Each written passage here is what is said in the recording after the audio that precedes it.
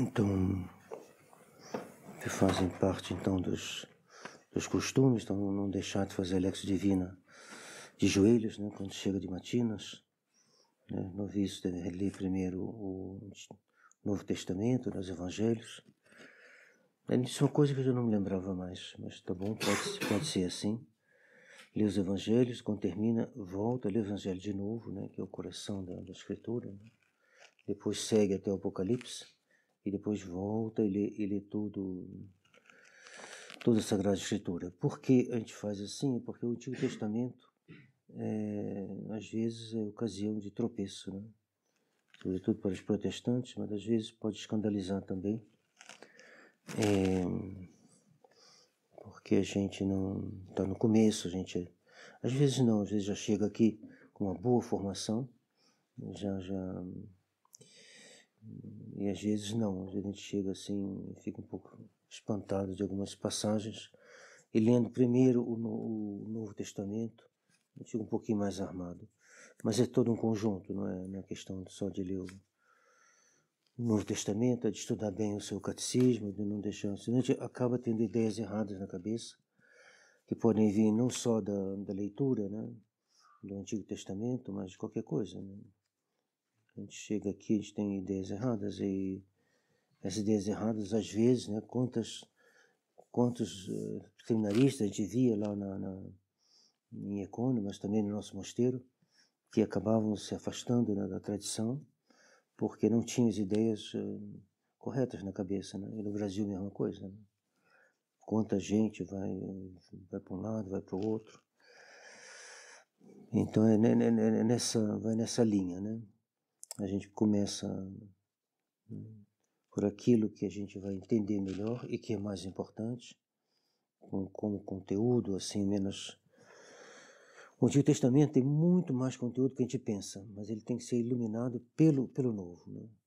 O Novo que ajuda a entender as imagens, figuras do Antigo Testamento. Bom, vamos passar agora ao nosso assunto. Então, nosso assunto é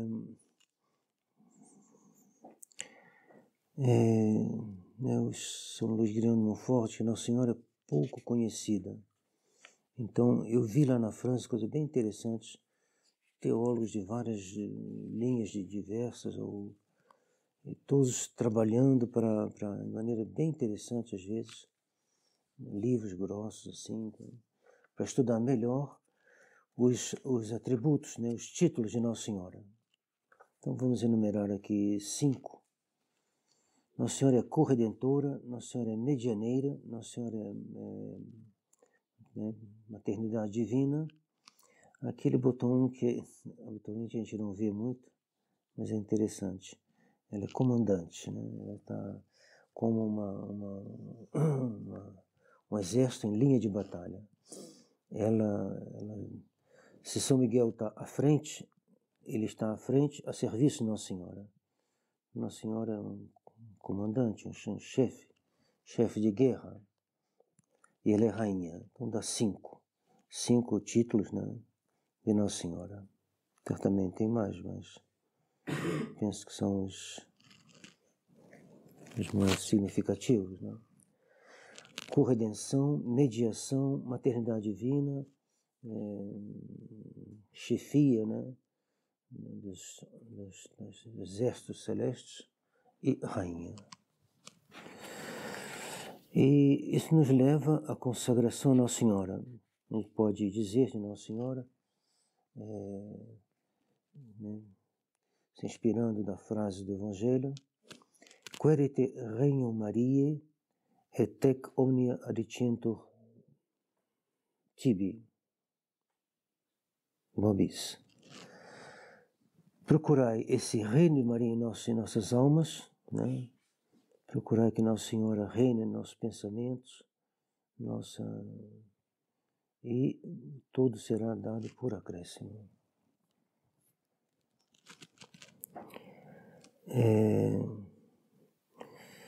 A consagração ao Sagrado Coração, ela tem como consequência, inspiradora e consequência ao mesmo tempo, a realeza de Nosso Senhor. E essa consagração é total. Nosso Senhor é Deus, ela é total. E Nossa Senhora compartilha dos privilégios de seu Filho. Então, a nossa consagração a Nossa Senhora, devido ao fato dela ser Mãe de Deus, dela estar unida a Deus, dela fazer uma só coisa com Nosso Senhor, o Père Jean lá dos Capuchinhos tinha pedido para ele se ele conseguia me encontrar alguma coisa nesse sentido, ele até encontrou e mandou. Aliás, tem que escrever mais para ele. Que é uma Ave Cor Maria, Jesus et Maria. É no singular, Ave, coração de Jesus e Maria. Então, unindo, né, como se fosse uma só coisa, essa união espiritual que ultrapassa toda a compreensão que existe entre Nosso Senhor e Nossa Senhora. Então, junto com a realeza de Nosso Senhor, segue-se. E é nisso que os teólogos, é bem interessante. Lá nós tínhamos um livro, eu queria ter aqui, não consegui trazer lá, estava no baú, um livro muito bom de um redentorista, bem grosso, assim, um redentorista alsaciano, sobre a corredenção. Tem muito mais coisa que a gente pensa, que já foi escrita, que já foi debatida, diferença em diversas escolas teológicas. Um acha que o motivo é esse, outro acha que o motivo é aquele, um acha que o motivo principal é isso, outro motivo principal é aquilo. E a gente vê que depois do Vaticano II, certamente isso caiu muito, né? Caiu muito, não se vê mais esse tipo de obra, né? Porque eram padres, né? Doutores, professores de universidade católica que estavam ali trabalhando esse assunto. E hoje em dia a gente não sobra muito tempo. A crise da igreja diminui a possibilidade. Se bem que o Père Jean, lá dos Capuchinhos, fez um tratado de Mariologia muito interessante. Mas esses, diante do concílio, certamente são mais, me pareceram mais aprofundados. Menos, eles tinham mais tempo, né? Mais tempo, eram professores e bibliotecas melhores. Mas é para dizer que essa consagração ao Nosso Senhor, que é total, a de Maria acompanha a mesma coisa. Eu penso que ele é total também, para dizer total sob a influência de Nosso Senhor. A Nossa Senhora está aqui, ela é total na medida em que ela se adequa completamente à de Jesus.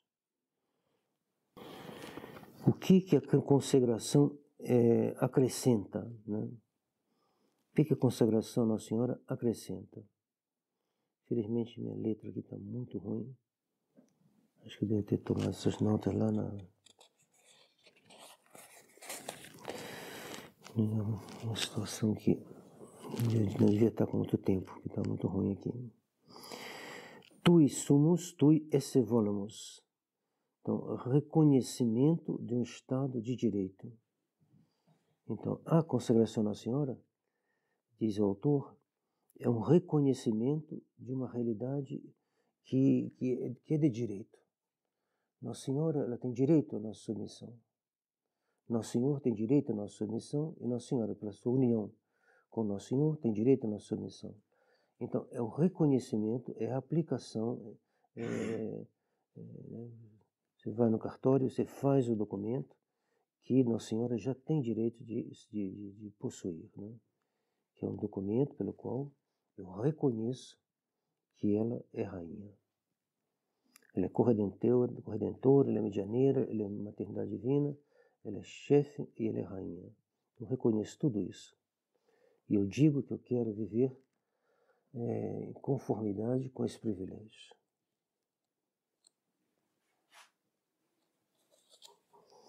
Eu quero que a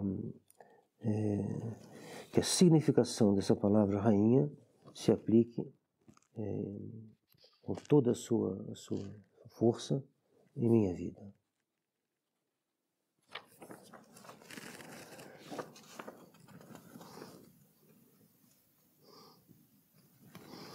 A consagração à Nossa Senhora é um ato da virtude de religião.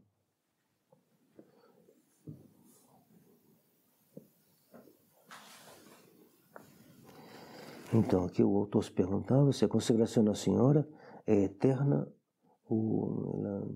qual é a sua significação total.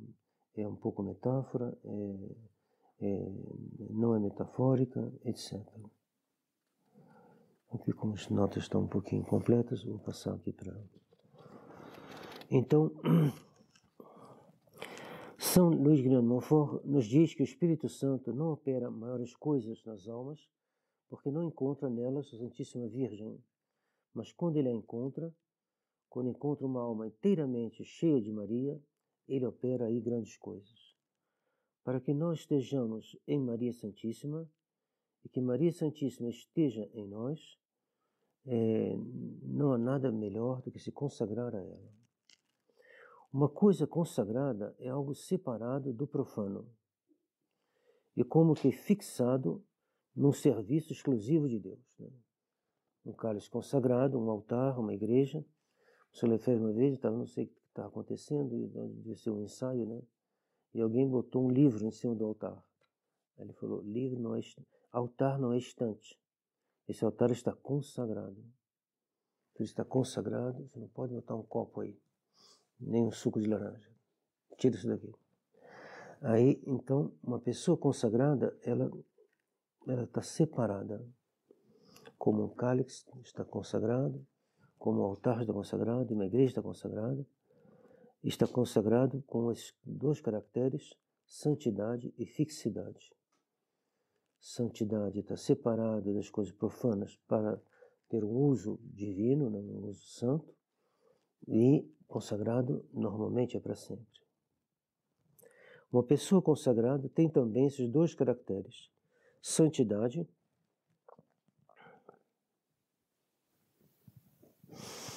santidade, mesmo se a pessoa não é santa, ela está nas condições de se tornar santa. É o que nos concede, o fruto da consagração. Ela está destinada, voltada a uma ação que é santa. Depois, imutabilidade, fixidade, firmeza. O altar está consagrado para sempre. Aquele que destruir esse altar, que profanar esse altar, estará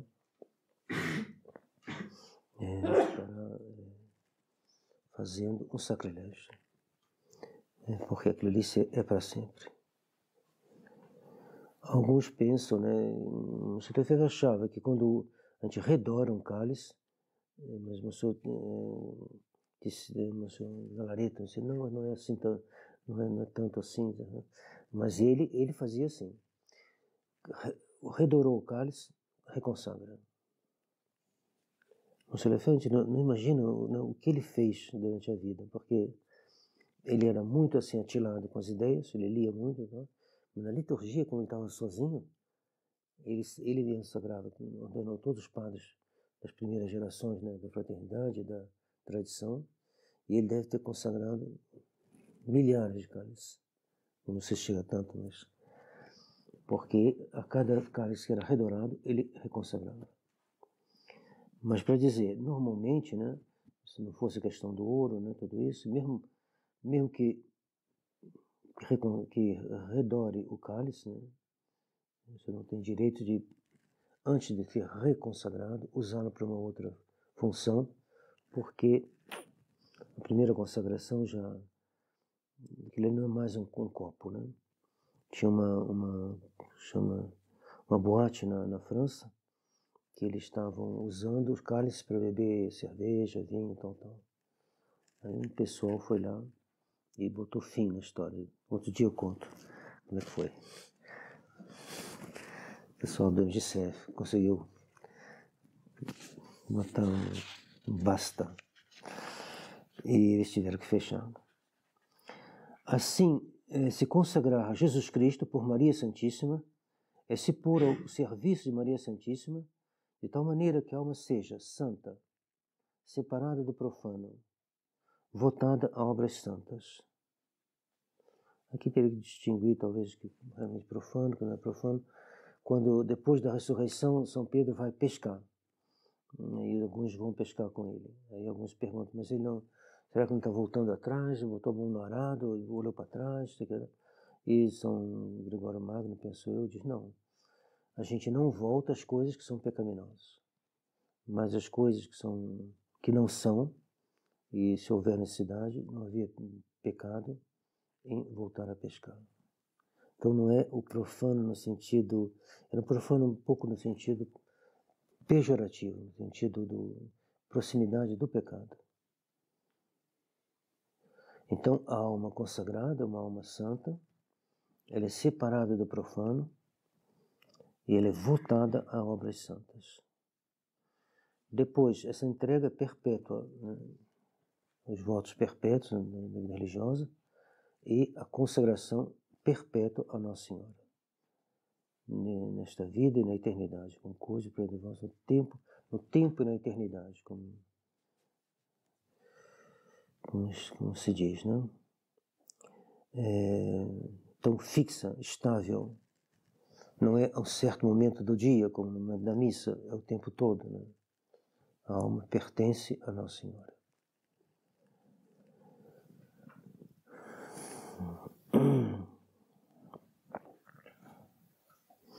Tem alguém que eu perguntei assim, mas o senhor não deixa o seu filho com outra pessoa para poder fazer tal coisa? Jamais. Meus filhos têm que estar sempre comigo. Então é a imagem de Nossa Senhora e se consagram a ela. Jamais sobre uma outra influência, sempre por influência de Nossa Senhora. Achei muito interessante o que essa mãe de família falou. Bem, às vezes não é possível totalmente, mas a ideia é perfeita e a execução, às vezes, nesse caso particular, também é isso aí. E com Nossa Senhora mais ainda, né? Está sempre na companhia de Nossa Senhora, sempre sob a sua influência. Por que se dar a Maria Santíssima? Para que ela nos governe. Maria Santíssima é a rainha. A rainha compartilha, né, com o rei o governo, né? São Luís foi para a primeira cruzada que ele foi, né? Acho que a sétima, não sei, e deixou a sua mãe como governando a França, né? E depois, quando ele foi na segunda, que deve ser a oitava, segunda que ele fez, né? Ele deixou a esposa. Então, as duas reinaram. Resolveu os problemas, não sei exatamente como se passava, mas a rainha compartilha com o rei o governo. Ela reina por natureza, por ser mãe de Deus. Ela reina por conquista, por ser corredentora. É um paralelo, né, com o que acontece com Nosso Senhor, que é rei por natureza, por ser Deus. Aqui Nossa Senhora é rainha por ser mãe de Deus, e Nossa Senhora é rei por conquista, por ser o Redentor, e ela é rainha por conquista, por ser corredentora. O título de rainha de Nossa Senhora é associado ao título de rei de Nosso Senhor. Maria é o adjutorium simili sibi, a companheira semelhante a ele. Um dos primeiros a ver esse argumento foi Santo Alberto Magno. Ele falou, por que ela é a corredentora? Porque ela é a nova Eva. E foi dito, né, quando Deus vê que Adão está só, ele decide lhe dar uma companheira, um auditorium, um auxílio que lhe seja semelhante. Então, Santo Alberto Magno diz, se Nossa Senhora é o novo Adão, Nossa Senhora é o auditorium simili sibi, é aquele auxílio que lhe é semelhante. Então, Nossa Senhora é semelhante. E, sendo semelhante, ela compartilha dos privilégios, né, dos títulos de Nosso Senhor.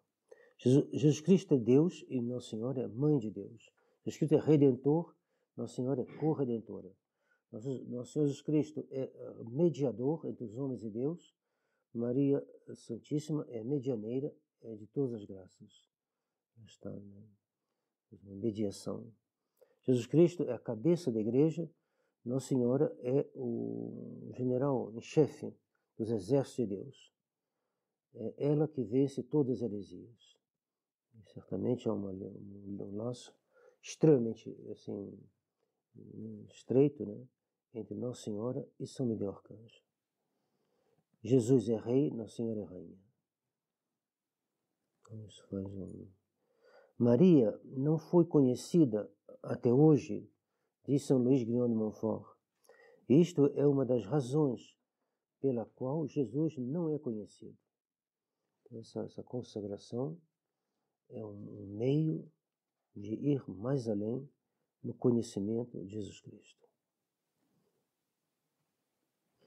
No plano de Deus, Maria Santíssima tem uma missão perpétua, que é sua missão na encarnação, que se prolonga na formação de Jesus em nossas almas.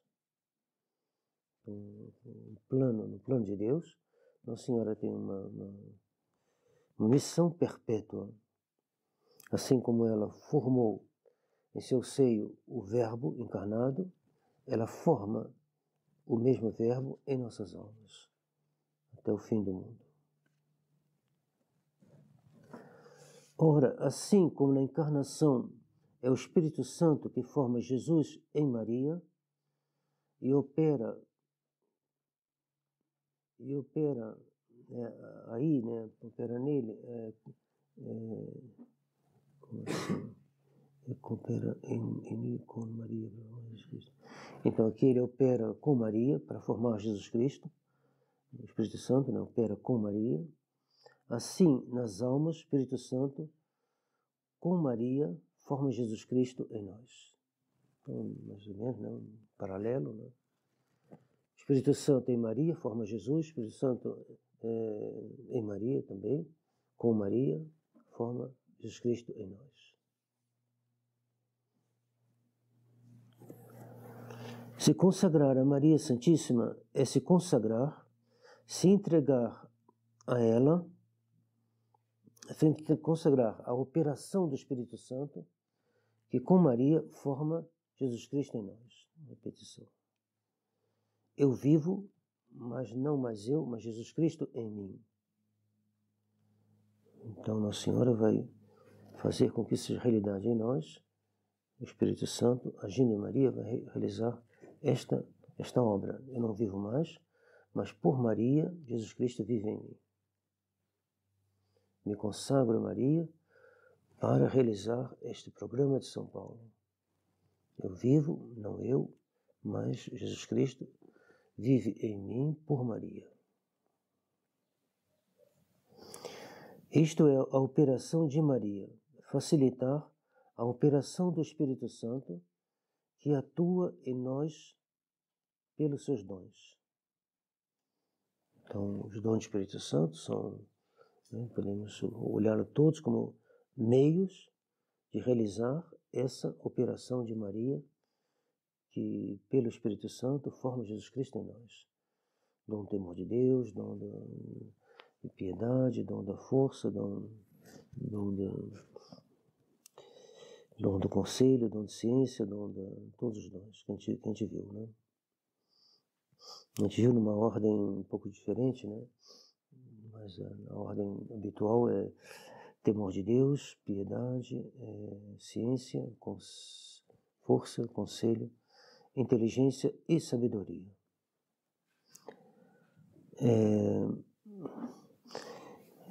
Então, essa operação de Maria, para facilitar a operação do Espírito Santo, que atua em nós pelos dons e, sobretudo, pelo dom de sabedoria.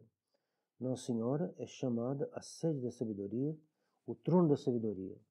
Sabedoria é especulativa e prática. Como especulativa, ela contempla as coisas divinas. É o dom máximo da vida contemplativa. Então, recorrer a Nossa Senhora, ela que é a sede da sabedoria na vida contemplativa, recorrer sempre a ela na hora da oração. Acho que o padre Vessier, ou então o padre Cartucho, lá, do Guerrin, que dizia, na oração eu me renuncio a mim mesmo, eu me ponho nas mãos de Maria. Se tudo pode vir de mim, me ponho nas mãos de Maria para fazer a oração, né? Para tudo, né? Mas especialmente na oração.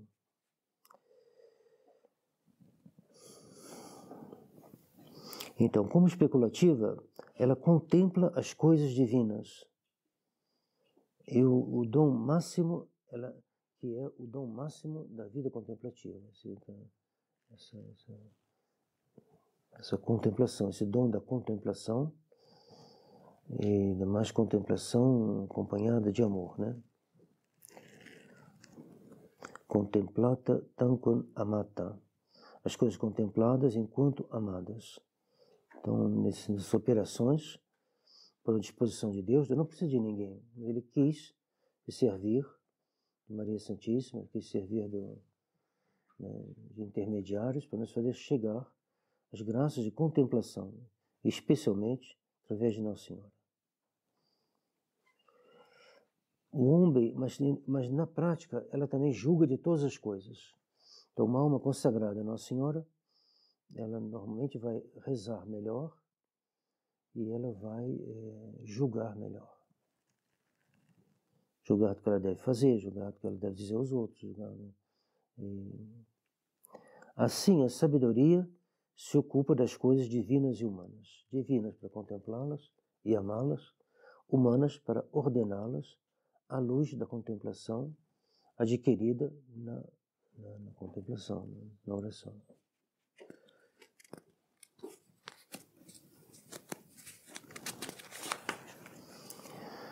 Não devemos antecipar o juízo da Igreja, mas eu penso que não é pecado pensar que Monsenhor Lefebvre era santo.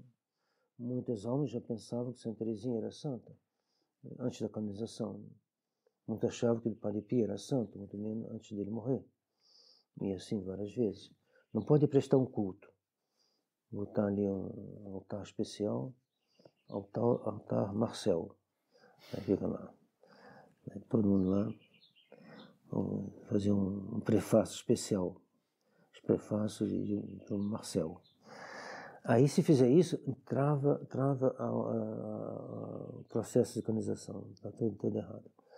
Mas se você quiser imaginar, pensar, não tem mal nenhum.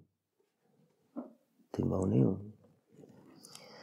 Se ele era santo, ele tinha os dons em grau muito perfeito e praticou os atos dos dons, que são as bem-aventuranças, com a ajuda da Santíssima Virgem.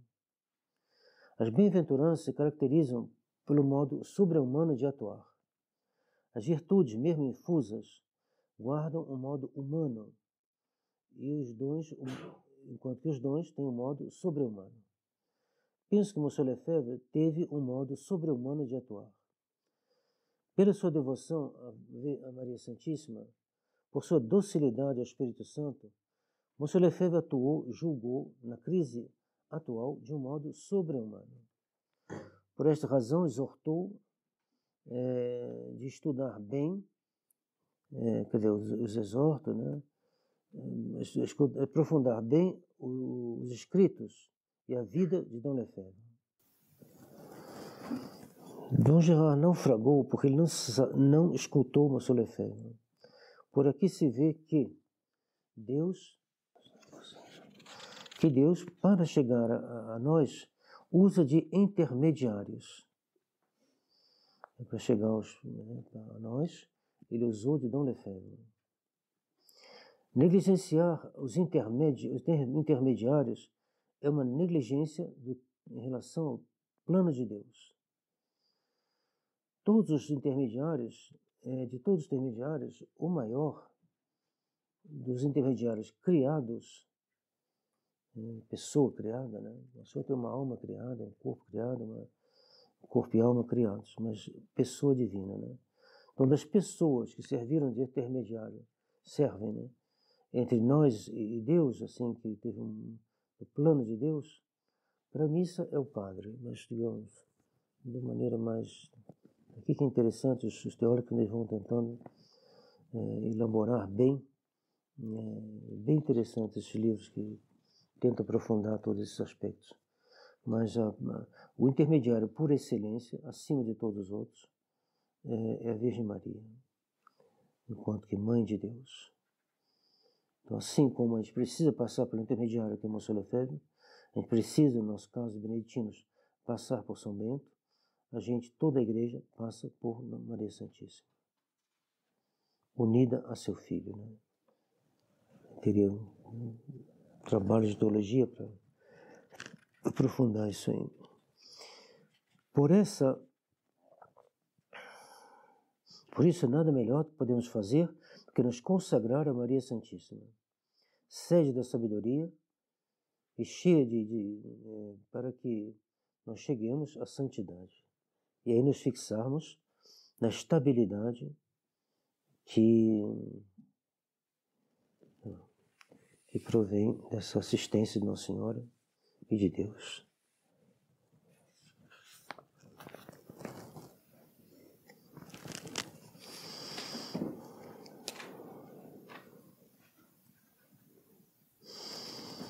Aqui tem algumas notas, eu leio assim, nem sei onde eu peguei. A corredenção objetiva de Nossa Senhora está no Calvário. A sua corredenção subjetiva, a aplicação dos méritos, é a aplicação dos méritos, no qual ela ajuda também a bem comungar, bem confessar, etc. O autor dos méritos é mestre, é dono da comunicação dos méritos. Então, Nosso Senhor, ele é o autor do mérito, mas como Nossa Senhora é corredentora, ela tem uma participação na comunicação também, já que ela teve uma participação na aquisição, bem assim, difícil de estabelecer.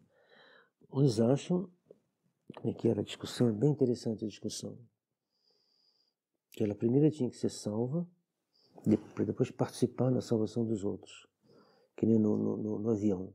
Bota a máscara primeiro, depois bota a máscara no outro. Aí, quem já viajou de avião, vê isso lá no início do voo. Eles explicam lá, bota a máquina, só bote a máquina no outro quando você já botou a máquina. Então, uns pensam, né, qual é o momento que Nossa Senhora está inteiramente ali, já no pé da cruz, em condições de merecer, como já estando salva, né? Mas vou deixar isso de lado, porque é uma discussão bem interessante, mas que não sou capaz de tratar aqui.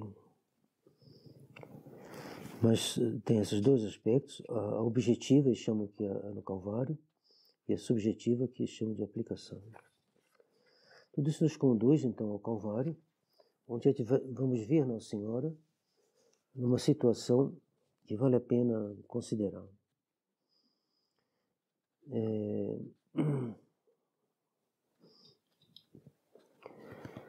Nossa Senhora Stabat Mater Dolorosa. Nossa Senhora Justa Crucem Dolorosa. Stabat Mater Lacrimosa, Justa Crucem Dolorosa. Nossa Senhora vai nos ajudar a realizar uma coisa muito difícil, que o padre Henri Laprat realizou, que é estar perto da cruz e de pé. Stabat, estava de pé, né? Stabat Mater Lacrimosa, Justa Crucem Dolorosa. Ela está perto da cruz e está de pé. Stabat significa estar de pé. O Corsão tem um artigo muito interessante, assim, brilhante, tempo brilhante. Então ele fala que os generais romanos deviam morrer de pé. E que São Bento morreu de pé. Ele vai numerando todo mundo que morreu de pé. Então ele diz, Nossa Senhora estava de pé. E de pé aonde? De pé junto do fogão? Também, mas não é bem isso não. Coisa mais difícil. De pé junto da cruz. Então vai dizer, o difícil é isso.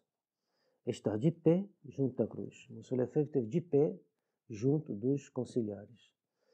Monsenhor Adam resolveu ir embora. Assistiu a primeira, tem alguns bispos brasileiros também, alguns foram embora. É fácil dizer que não deviam ter feito isso. O difícil é ficar de pé lá. É fácil contar uma história, mas é difícil viver essa história. Então o difícil era não ir embora, ficar lá, escutando toda aquela pressão que vinha de Paulo VI, dos outros, aquela maioria terrível, você fica abalado, tanta gente votando contra, você até se pergunta, né? É a igreja que está falando, não é o Papa, você tem que... Então, Monsenhor estava de pé, Dom Antônio estava de pé, junto do perigo. Nossa Senhora estava de pé, junto da cruz. Ela não fugiu da cruz, né? Alguém pode dizer assim, bom, está demais, né? O senhor Adão, ou fala assim, mas faz assim, o senhor Adão decepcionou bastante. Depois ele vai se voltar contra Monsenhor Lefebvre, enquanto que no início ele dizia, não, a gente deve... Dá um horror isso aqui. Estão querendo protestantizar a igreja por coisas muito fortes. Aí voltou lá para a Suíça e alguns anos depois passou para o outro lado. E atacou Monsenhor Lefebvre e tentou destruir a fraternidade. Só para dizer que ele assistiu a primeira sessão, depois foi embora. Monsenhor Lefebvre assistiu a primeira, a segunda, a terceira, não sei quantas foram, mas assistiu até o fim. Então ele ficou Stabat Mater, ele ficou de pé e perto. De pé porque ele combateu. Perto porque ele não foi embora. Nossa Senhora, mais ainda, infinitamente, né, por assim dizer, Nossa Senhora fica lá junto à cruz. Tem algumas quadras que representam Nossa Senhora segurada por São João assim, ou então caída, né? Alguns teólogos acham que não tiraram isso. Não é isso que diz a Escritura. Ela diz Stabat Mater. Ela estava de pé. Então, vamos ver aqui uma coisa.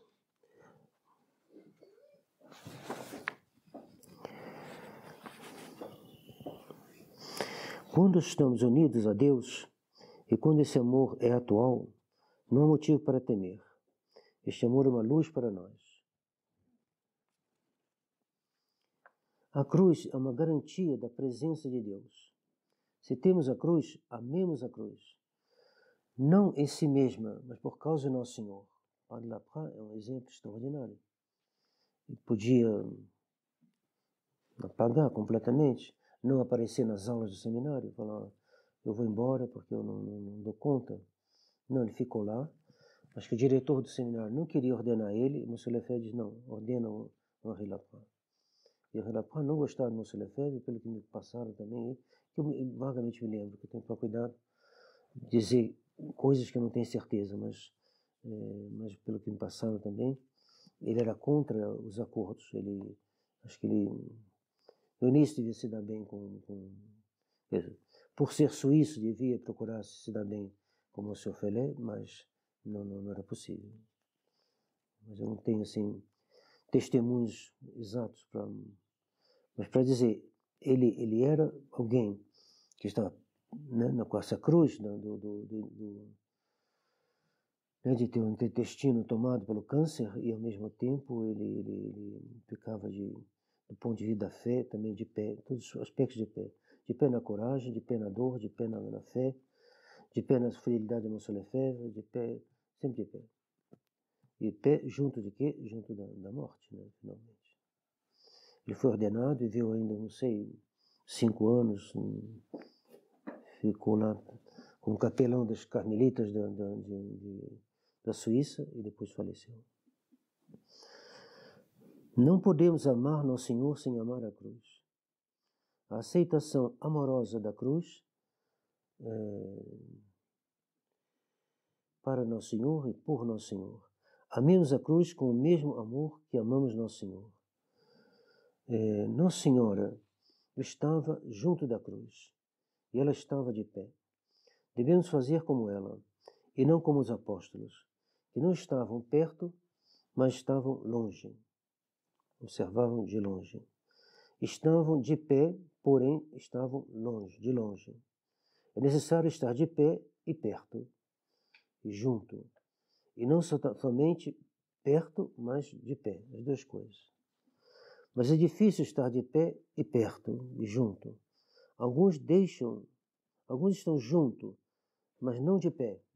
Alguns santinhos mostram a Senhora caída assim, então não é isso que está no Evangelho. Né? Se não, eles tiraram isso. Não, ela estava de pé e estava Então, uns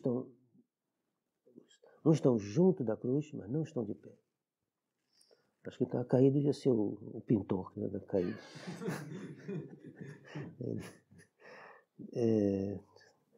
Por isso a gente diz, justa crucem tecum stare. Junto da cruz, estar contigo de pé. Somente com Maria podemos unir essas duas coisas, estar de pé e estar junto da cruz. Tem almas que sofrem muito, mas estão muito perto da cruz. No entanto, não têm a força de estar de pé. No entanto, Maria está de pé e Maria é mãe. Aquele que se confia a ela será sustentado por ela. Pode uma mãe esquecer seu filho? Pode uma mãe abandonar seu filho quando ele mais precisa dela? O Tabor, Nossa Senhora não estava.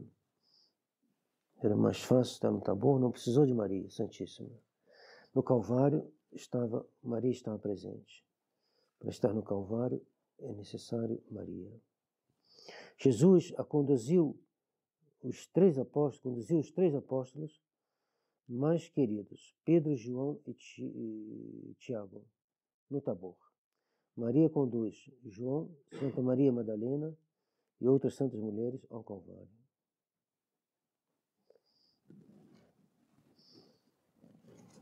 Tabor e Calvário, longe de tudo, separados de tudo.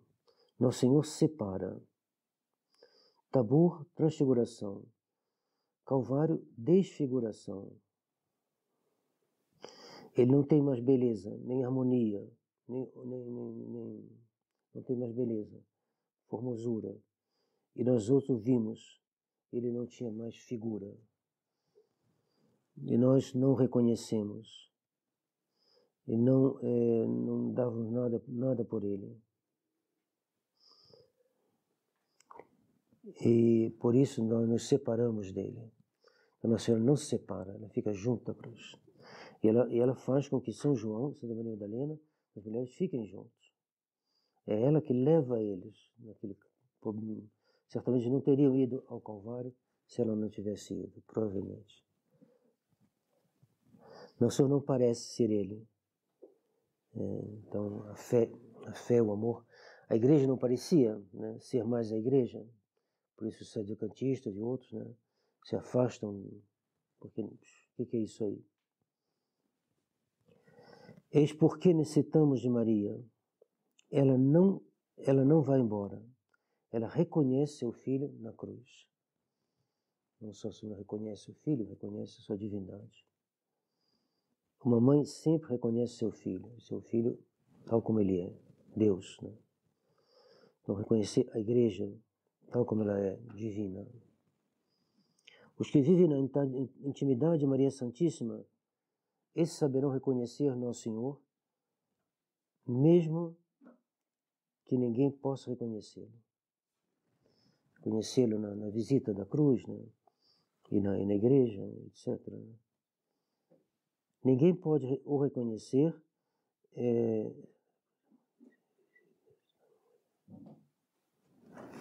o autor faz uma comparação ao pé da cruz, né? Está ali como Elias e Moisés que dizem, é ele. E a escritura que diz, escutai meu filho. Né?